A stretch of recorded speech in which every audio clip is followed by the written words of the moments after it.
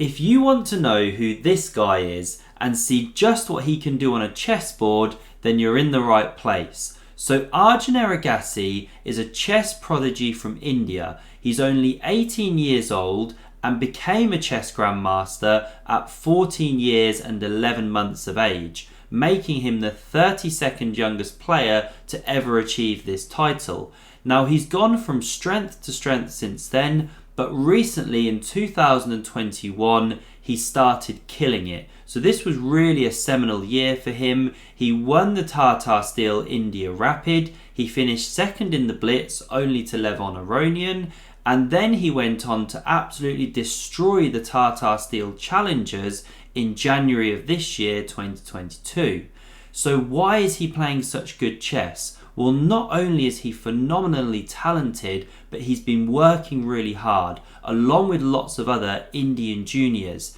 And this game is a great example of that hard work paying off. So it was played against Maxwell Murdam, this was in the Tata Steel Challengers, and this was just one of many games which helped Arjun win the tournament by a full clear 2 points. A phenomenal achievement when you look at the strength of the field.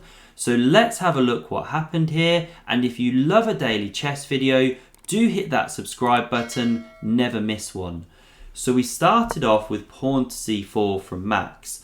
Arjun went e6, we had pawn to g3 here, pawn d5, bishop g2, knight f6, knight f3, and after bishop e7, now we reach this mainline Catalan position with pawn to d4. So castles from both players now, and here Arjun plays the main line of taking the pawn on c4.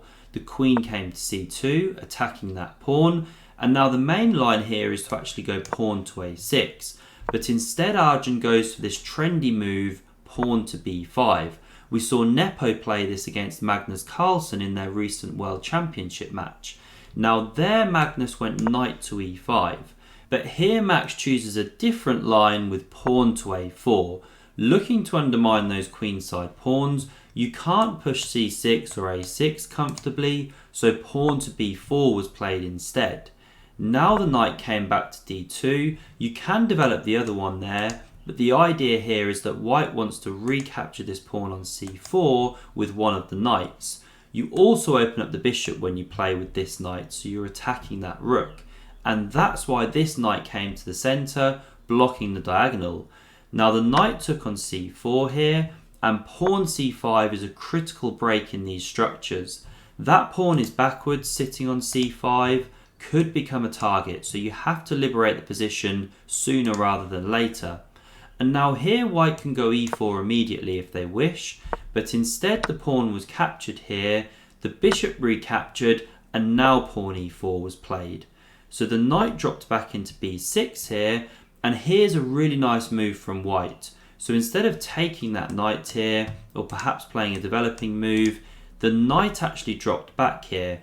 And it might look a bit strange, but you're not letting black capture there, and you're saying to black, well okay, where's your knight actually going now? It can't come to d5 or c4 or a4. These squares are blocked by your own pieces, and if you have to sit it here, well it starts to look a bit clumsy. a5 is coming soon. So what did Arjun do in response? Well, he ignored the threat of a5 in a manner of speaking and just developed the other knight to d7. a5 came on the board anyway. Where is that knight going? Well, here Arjun didn't move the knight. He simply played bishop to a6. And this is a great example of his hard work paying off, deep preparation. So the knight was taken, and now you don't capture this rook on f1. That's no good. You could have b7 flicked in here. After the rook moves, you're simply picking up a bishop, and you've gained 2 minor pieces for the rook, which is better for white. White is winning here. So that wasn't Arjun's idea. After the pawn was captured on b6, the knight rather on b6, here he played rook to c8. So he's coming onto the line of the queen, and he's leaving a second piece to be taken by white here. And sure enough, white actually jumped in and captured that bishop. Now best would have been retreating the queen, coming off this line. Then we could have had maybe queen takes on b6, and Arjun would be arguing, Okay, yes, I'm a knight down here, but look at the development of my pieces. I'm still hitting your rook. I'm still hitting the f2 point. No doubt he'd had this on his home computer. This is deep preparation. But instead of going for this, here the bishop was captured on a6. And this unleashes the tactic which Arjun played now. So bishop takes on f2 check. The king recaptured, and now you pick up the queen here. So white's now got 3 minor pieces for the queen and takes this pawn on a7, which looks really dangerous. But this is some deep preparation. The knight comes across to b6. It covers this queening square, and Arjun understands that because these pieces are so undeveloped here, he has the advantage.